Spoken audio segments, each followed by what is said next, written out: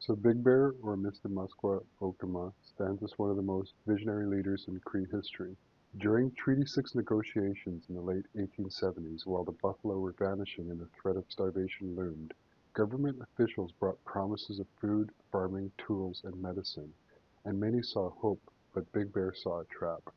He explained this clearly through a story still remembered today.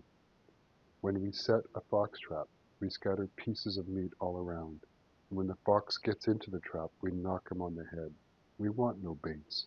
Tell your chiefs to come like men and talk to us.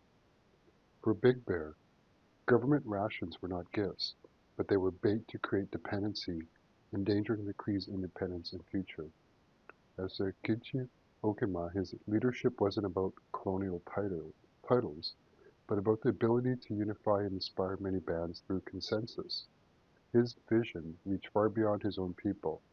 Big Bear saw the danger in dividing Cree groups, and he spent years pushing for unity, a grand alliance of nations, and he identified a homeland near the Cypress Hills which stretched along the US borders where Cree people could remain together and secure their sovereignty. But Canada feared this unity and resisted his plans for such a territory. Instead, they divided the bands, pressed individual chiefs to sign, and withheld rations to force his hand. So after the first treaties were signed, Big Bear held back from Treaty 6 negotiations.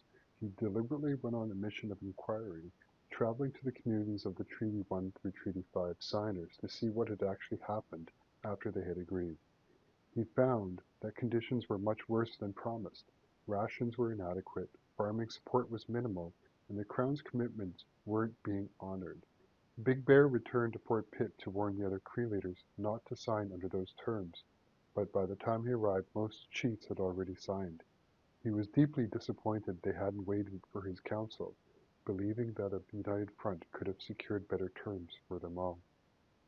Big Bear refused to sign for 6 years, only agreeing when starvation threatened his people. His signature was not true consent, but a sacrifice for survival. Big Bear's foresight proved true. The treaty led to land loss, dependency, and broken promises, yet his legacy remains a warning and a source of strength. His resistance, vision for unity, and a dream of a homeland still inspire Indigenous struggles for land and justice today.